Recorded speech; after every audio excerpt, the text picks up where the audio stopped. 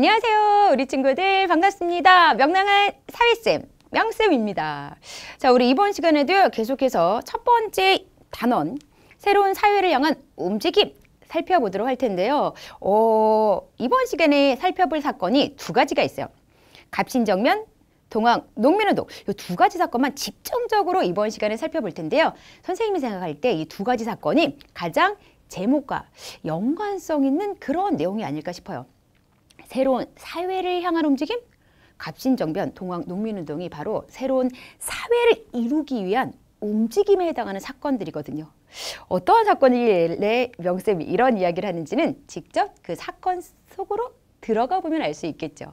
자, 일단 갑신정변이라는 사건은요, 1884년 갑신년이라고 불러요.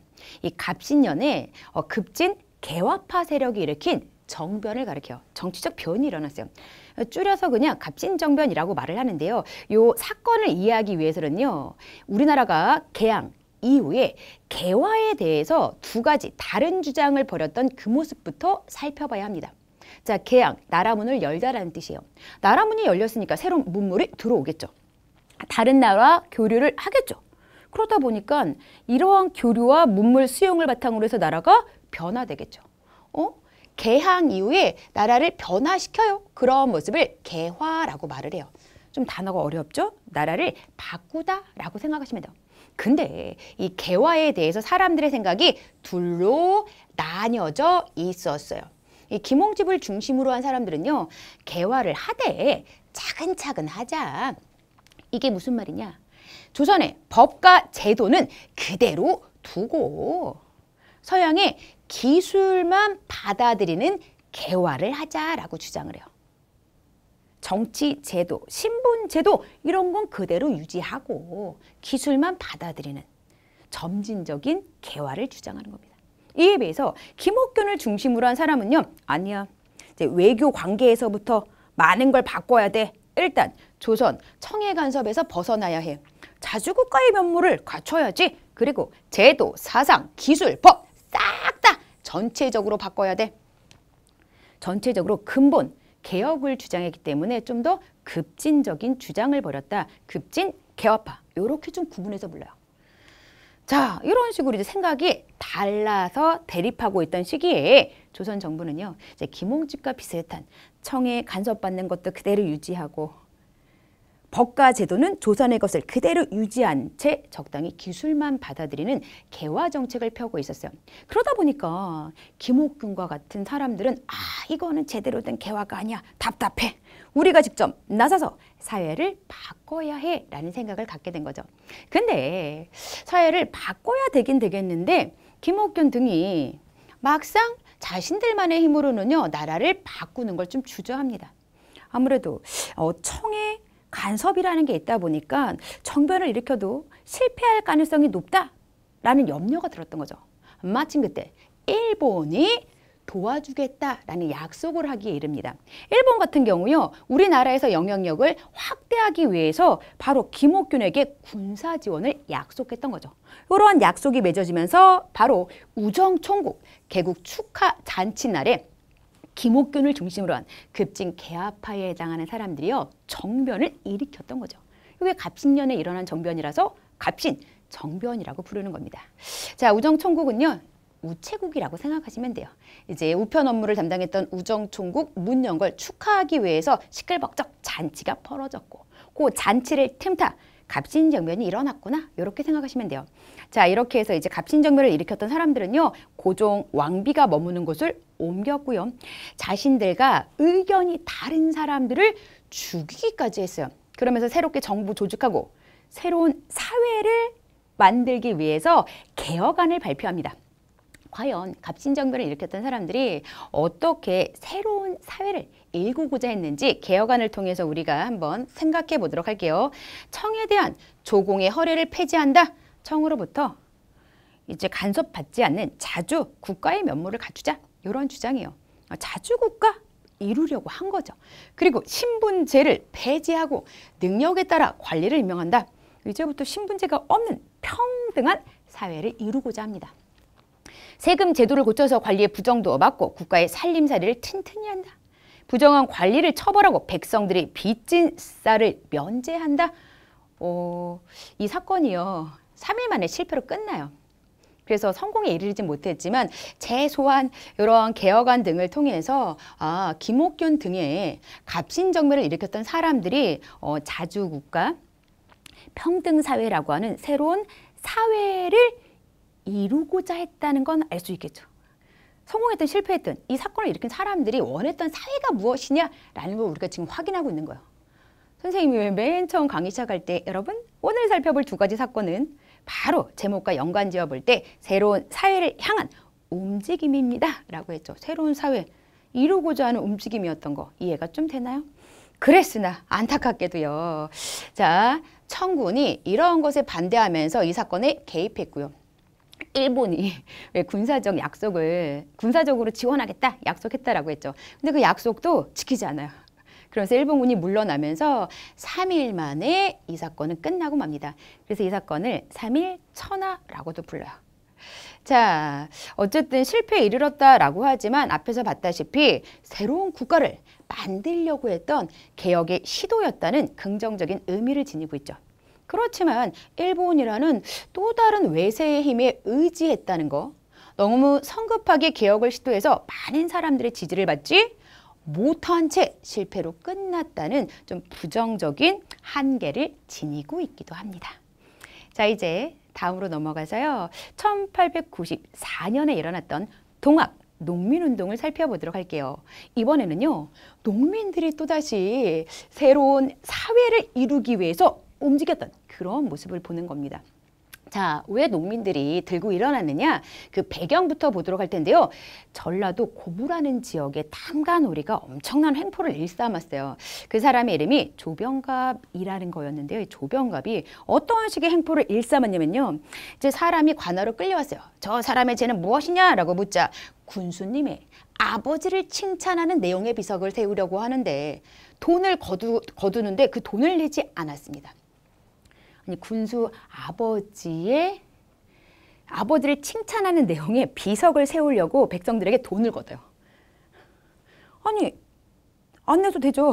뭐 지방간 아버지의 어떤 공덕을 새기는 비석 세울 때 모든 백성들이 돈을 낼 필요는 없죠. 자발적으로 돈 안 냈던 것뿐인데 끌고 와서 혼내켜요. 막 강제로 이 비석 세울 때 필요한 돈을 다 거두어 드린 겁니다. 그리고 이 사람은 농사에 사용한 물값을 내지 않았습니다. 원래 옛날엔 자연적으로 하천이 흘러요. 하천의 물을 자연적으로 자유롭게 퍼다가 사람들이 농사를 지었어요. 근데 조병갑은 물세라고 해서 물 퍼다 쓸 때마다 돈을 내게 했어요. 그 돈 안 내도 잡아다가 뭐 곤장 치고 혼내키는 거죠. 그리고 저는 이웃과 친하게 지내지 않아 돈을 내야 풀려난다고 합니다. 아니, 아무나 이제 데려다가 넌 이웃과 친하게 지내지 않았어 라는 죄를 뒤집어 씌워서 돈을 내야지만 풀어주곤 했어요. 돈을 이런 식으로까지 막 백성들에게 착취했던 겁니다. 이런 식의 이제 지방 간의 어떤 행포가 극심해지자 더 이상 참을 수 없다. 바로 전봉준을 중심으로 해서 고부 군수의 행포를 막기 위해 뜻을 같이 하는 사람들이 모여서 군사를 일으킵니다. 전봉준과 동학 농민군은 고부에서 시작해서요. 전라도 일대로 세력을 점점 넓혀갔어요. 자, 조선 정부 또한 이러한 동학 농민군을 진압하는데 어려움을 겪게 됩니다. 그러자 조선 정부가요. 어떤 선택을 했냐면요. 야, 이거 정부군만으로는 진압이 불가능하다. 청에게 도움을 청하자라고 해서 청에 또다시 도움을 청하는 그런 모습을 보이게 됩니다.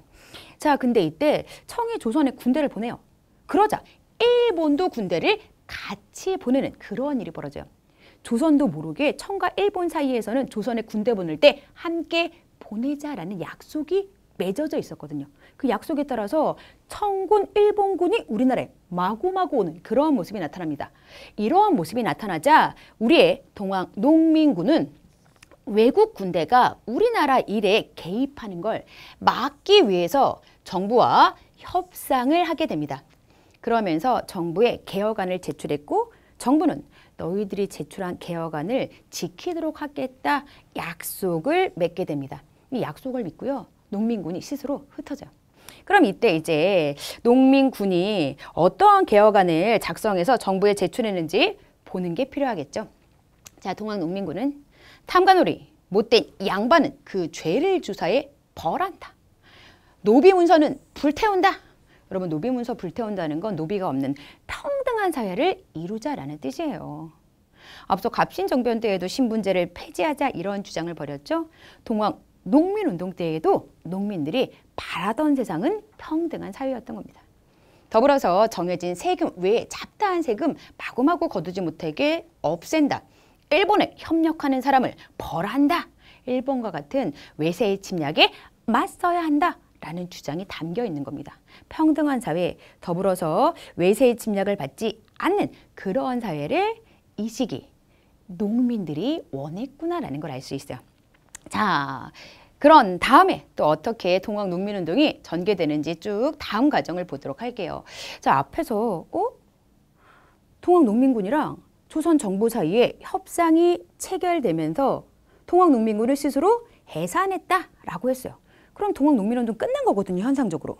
근데 다시 동학 농민운동이 일어나는 모습이 보여요. 어떻게 된 거냐면요. 그 사이에 왜 우리나라의 청나라 군대, 일본 군대가 나란히 왔다라고 했죠. 이렇게 나란히 온 두 나라 군대가 우리나라에서 영향력을 넓히기 위해서 전쟁을 벌여요. 청나라, 일본이 벌인 전쟁이니까 청일 전쟁이라고 칭해지겠죠. 이렇게 전쟁이 일어나면서 일본군이 우리나라 정치의 심장이라고 할 수 있는 경복궁을 점령하고 조선 정부를 위협하는 그러한 모습까지 보이게 됩니다. 이러한 모습이 나타나자 동학 농민군이 다시금 으쌰으쌰 모여서 일본 세력을 우리나라에서 몰아내자라는 생각을 바탕으로 재봉기를 하게 됩니다. 자, 전쟁에서 유리해진 일본이 조선의 정치에 더욱 심하게 간섭하자 동학 농민군은 일본을 몰아내기 위해서 다시 일어나게 되는 거죠. 동학 농민군은 공주 우금치에서 큰 전투를 벌였는데요. 이 전투에서 크게 패하게 됩니다. 그 후에 이 동학 농민운동을 이끌었던 지도자 전봉준마저도 부하의 밀고로 광군에게 잡혀 처형을 당하는 이러한 일이 일어나면서 차츰차츰 동학 농민운동은 실패로 끝나게 되는 그런 모습이 나타나요. 그냥 말은 실패했다라고 하겠지만 사실 앞에서 봤다시피 이 당시 다수의 백성이었던 이제 농민들이 평등한 사회, 외세의 위협을 받지 않는 그런 사회를 꿈꿨던 그 마음과 지향하는 모습만큼은 매우 아름답다라고 평가를 해야 되겠죠. 자, 그리고요. 동학 농민운동 관련된 자료를 하나 더 보여드리도록 할게요. 여기 나와 있는 게 사발통문이라고 불리는 건데요. 사발통문 같은 경우는요. 여기 이 부분이 핵심이에요. 둥근 사발 모양으로 이 운동에 참여했던 사람들의 이름을 적어놓은 그러한 문서를 사발통문이라고 말을 해요. 왜 이렇게 참여자의 이름을 둥글게 적었느냐? 바로 주모자가 누구인지 알지 못하도록 하기 위해서 참여한 사람들의 이름을 원을 중심으로 돌려가면서 적었다라고 합니다. 주모자가 누구인지 맨 위에 적게 되면 그 사람부터 체포되어서 이 운동이 제대로 전개되지 못할 가능성이 있기 때문에 그런 것을 줄이기 위해서 사발통문을 만들었다라고 합니다. 자, 이렇게 해서요. 오늘 두 가지 사건 집중적으로 살펴봤어요. 갑신정변, 동학 농민운동. 자, 이 사건들과 관련된 퀴즈 풀어볼게요.